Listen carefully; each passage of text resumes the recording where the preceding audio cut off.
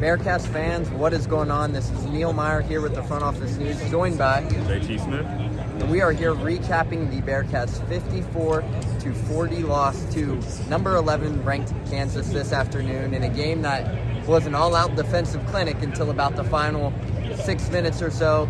Kansas pulled away and was able to get a huge win here at Fifth Third Arena, their first time here in Cincinnati as members of the Big 12 with Cincinnati in the conference. But overall, it was a defensive clinic in a game that ultimately sent the Bearcats to 0-4 in Big 12 play. JT, what did you see from the Bearcats this afternoon? It was a rock fight, man. Well, I will say the Bearcats showed a lot better energy. Against Baylor, their energy was low. They came out from the jump, from the tip. They played with a lot better energy. So that was great to see. It's just that it's a lid on the rim, man. I mean, pointless, point-blank shots they're missing. They're getting good shots, just missing it, rolling in and out. Some threes rolling in and out. I mean, Aaron Page, gets hung on a dunk. I think that might have been the play of the game. The Bearcats are down 3. You miss a dunk, you could be down 1. Come down, Kansas makes a shot. They're up 5, and then after that, they just start rolling, making key shots. And Bearcats couldn't make any buckets, man. I think they went on they might have been on a 6-minute drought where they didn't score a point. So can't beat a team like Kansas not scoring. But hindsight 2020. If you told me before the game that the Bearcats would hold Kansas under 55 points, I would say the Bearcats have an upset over the number 11 team in the country.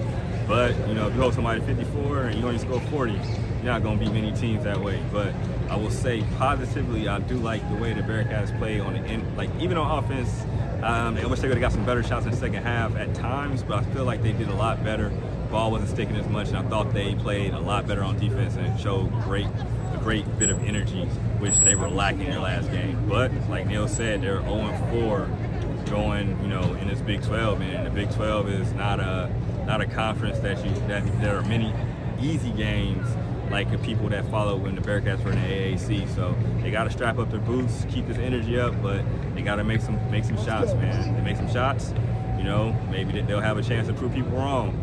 They keep shooting like this. It could be a sad, Big 12 season for the Bearcats if they don't get that fixed. Yeah, and it's worth noting, too, Kansas's 54 points were the lowest amount of points scored in any win under Bill Self. So that's going all the way back to 1999-2000. So that's the lowest amount of points in a Bill Self win. So if you would have said Cincinnati was going to hold Kansas to just 54 points, you would look down and you would think this would be a W for Cincinnati, especially with how things played out. But on top of it, Cincinnati has a lid on it. Everyone kind of knows that as well.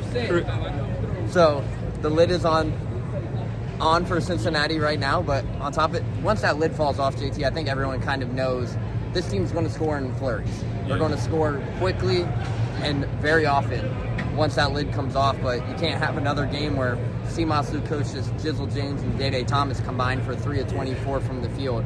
So Cincinnati's struggling to get their offensive going, but once that offense gets going, this is going to unlock a whole different Bearcats team. But you're proud of what you saw on the defensive end. Yeah, for sure. Really proud of what you saw on the defensive end. But there were some things that Cincinnati could have done a little bit better, but the fight, the intensity, the energy was there. Especially after how they responded versus a 20-point loss on the road at Baylor. Things could have been differently heading into this one. They could have came out and had another performance like that, but instead they had the crowd behind their backs against the wall, and came out with great intensity for 36 minutes or so of this contest, but just ultimately ran out of gas in the end. Yeah, for sure. So, now it's just about the offense. The offense got to get it together. They got to make the shots. It's a lid. It's definitely a lid on it, man. Because, it's countless good shots. They're just not falling, and some are just rolling out. It's crazy. So we'll see what happens. I do like the intensity. I like how they were attacking more on offense. It just wasn't falling, man. It just that AP missed dunk, man. The missed dunk was the difference maker in this one. Because if they get that, if AP finishes that dunk, you're down 1. Yep. Crowd behind your back, right in front of the student section. Yep. Down 1 with 5 minutes to go, and instead that turns into a 5-point game, which turns into an 11-point game. Yep. Right out of there, Cincinnati was, I believe, 1 of 8 to finish this game after that dunk. Yep. So overall, that was the difference maker in this one. No, for sure. So now the Bearcats are 10-5, 0-4 in the conference. They go to Colorado. Is it Tuesday? Tuesday. Another tough game on the road. So they gotta get a dub somewhere. So why not it be in Colorado? And hey, let's get back feeling right.